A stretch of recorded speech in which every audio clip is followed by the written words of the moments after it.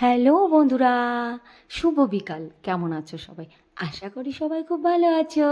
এই দেখো বন্ধুরা, চলে এলাম আবার নতুন একটা ভিডিও নিয়ে। আর এই ভিডিওটা কিন্তু বেশ ভালো লাগার একটা ভিডিও হতে চলেছে। আশা করি সবার খুব ভালো লাগবে। তোমরা ভিডিওটা সবাই দেখো। তো এই দেখো বন্ধুরা, বিকাল বিকাল করে আমরা রেডি হয়ে নিচ্ছিলাম। আর হ্যাঁ বন্ধুরা, যে জায়গাটায় যাচ্ছি এই জায়গাটায় বিকাল বিকাল করেই মেলাটা হয়। মেলা বলবো কি না কি বলবো, তোমরা দেখতে থাকো, বুঝতে পারবে ভিডিওটা।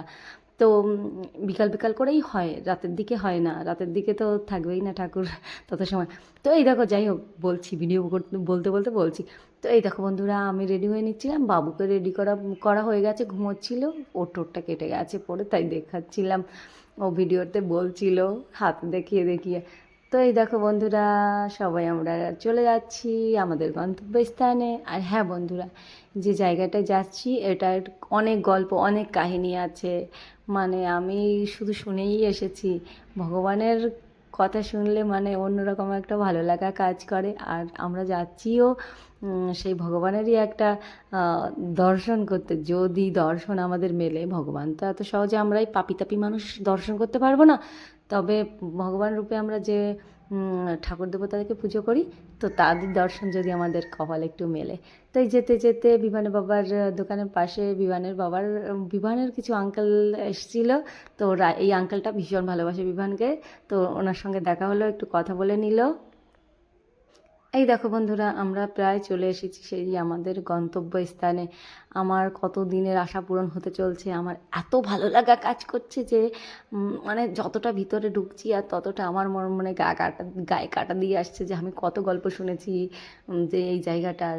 আর সত্যি আমি আজ সেখানে আসতে পেরেছি। আমার এত ভালো লাগছে। আমি মানে যেতে যেতে আরও এত সন্ন্যাসীদের এত লোকের ভিড়, এত লোকজন দেখে না আমার খুব ভালো লাগছিল। শুধু শুনেছি জায়গাটা এত মানে ভিড় হয়, এত মানে ভক্তদের আগমন হয়, মানে বলার মতো না, শুধু শুনে এসেছি। তো দেখতে দেখতে সেই জায়গাটায় ঠিক আমরা পৌঁছে গেলাম।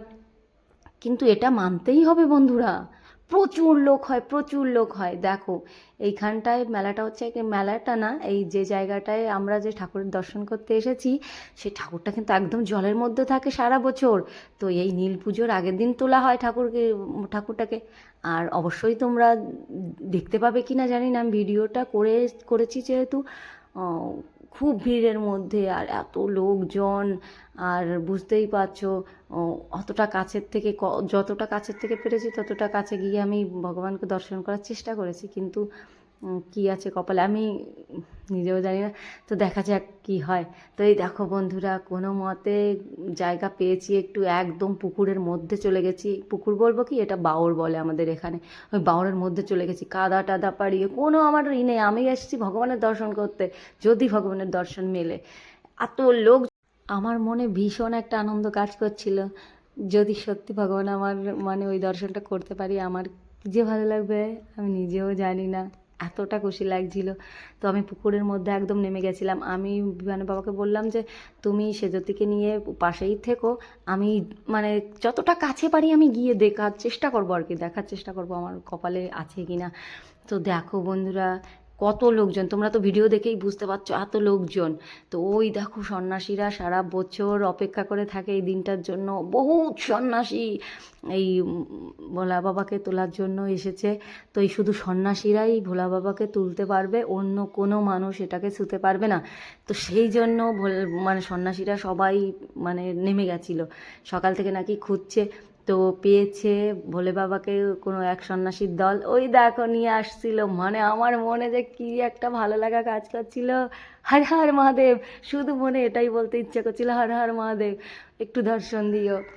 তো মানে আবেগে না আনন্দে বুঝতে পারছি না, চোখে জলও চলে আসছিল।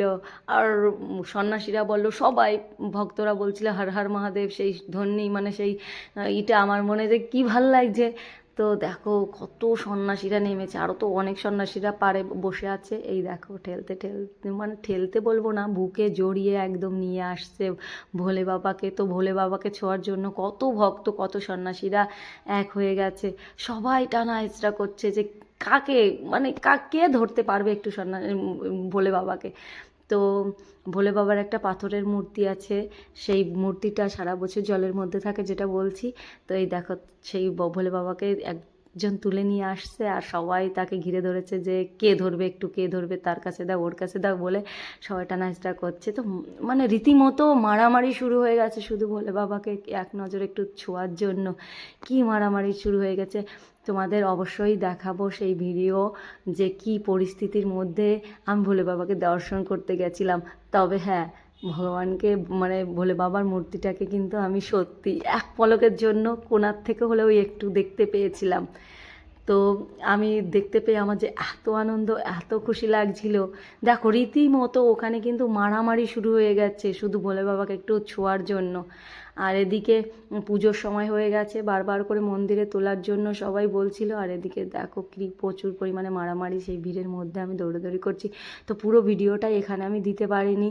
আমি ফিরে আবার অন্য একটা ব্লগে তোমাদের সঙ্গে শেয়ার করব পুরোটা, যে কি করে তুললো, কি হলো, সবটা তোমাদের সঙ্গে শেয়ার করব। তো তোমরা ভিডিওটা দেখতে থাকো। এই ভিডিওতে না, পরবর্তী ভিডিওতে আমি সম্পূর্ণটা বলবো। তো আজকের ভিডিওটা এই পর্যন্তই থাকছে বন্ধুরা। আর হ্যাঁ, তোমরাও হর হর মহাদেব লিখে দিও একবার, সবাই বলে যেও হর হর মহাদেব। তো বন্ধুরা দেখা হচ্ছে লাস্টের পর্বে, অবশ্যই তোমরা সাথে থেকো।